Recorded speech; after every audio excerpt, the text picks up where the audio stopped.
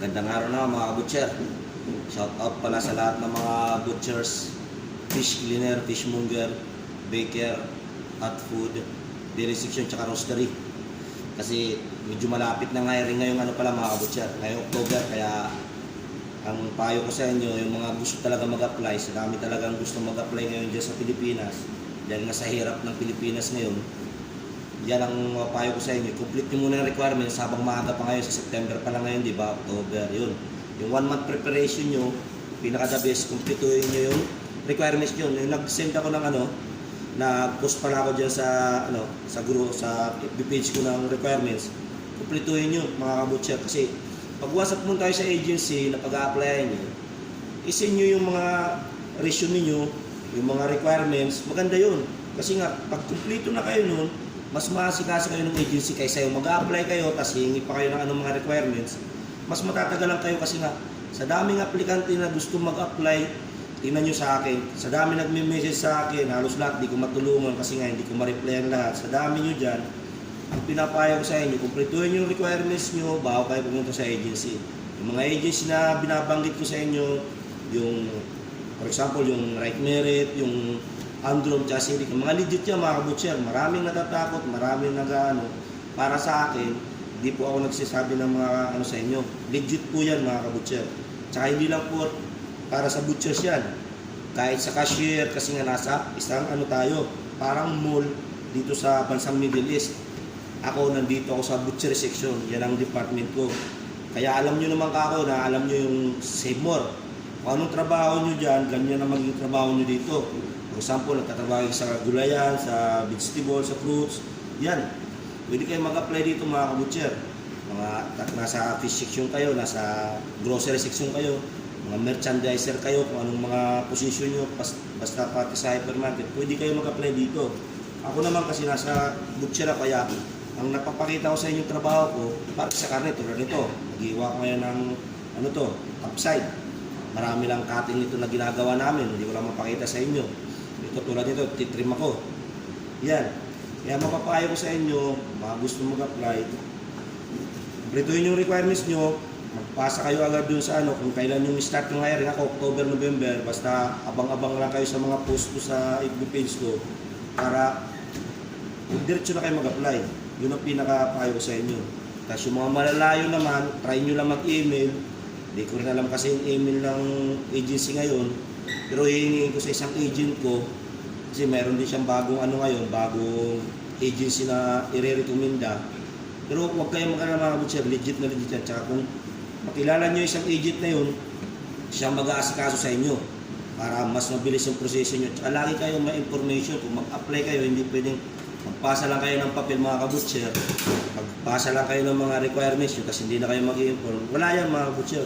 Kaya nga, kailangan natin ng sipag, tiyaga, tsaka determinasyon. Kasi pag wala kayo niyan mga butcher, mag-aabang lang kayo. Parang yung may isang bunga ng bayabas, hintayin nyo.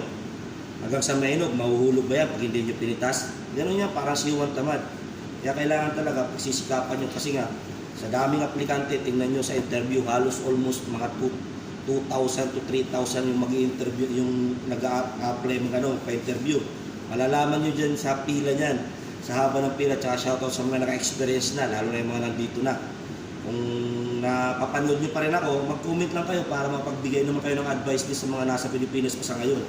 Mapagbigay kayo ng, kasi alam nyo yung mga ngayon mga step Kasi ako noong 2010 pa ako mga kabutcher nag-apply.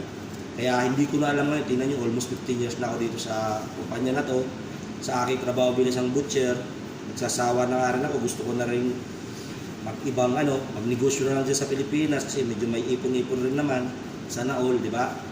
Basta mapapayo ko sa inyo, ngayong darating October to November, mag-ready kayo ng mga requirements para pag once na mag-hiring na isang agency na yan, automatic, pag kumplito kayo, send nyo na, kasalansan na yung papel nyo, sa dami yung aplikante, mas mabilis yung proseso nyo. Kaya yun ang mapapayo ko sa inyo. Tsaka yung age limit pala, mga butcher pala, yun ang nakakapanginayang. Marami nag-message sa akin, sir, 45 na ako, 47. Medyo kasi nasa hypermarket kasi, yung mga gusto talaga nila, yung medyo bata-bata pa para kung tumagal man sa isang kumpanya, malakas pa yung katawan, di ba? Hindi pa sakitin. Yun din ang inaano nila mga kabutcher. Yung parang inaano nila. Kaya, ang mapapayo ko sa inyo, hanap na lang kayo ng ibang agency, may mga edad. Kasi alam ko may mga agency na nag-hire pa ng mga 45. Yun. Kaya tuloy nyo lang mga butcher. Ito pala, tingnan nyo. Trinim ko to. Tinanggal ko. Kahit hindi ka masyadong ma-experience sa kanin, pagdating nyo dito pala, mati-training naman kayo. Mga fishmonger na yan, yung mga nasa grocery, mga cashier. May under-training pa rin dito. Automatic, aalalayan pa rin kayo. Hindi kayo yung bibiglayin sa trabaho. Hindi kayo parang paper side. Kaya huwag kayong mag-alinlangan mga kabutcher.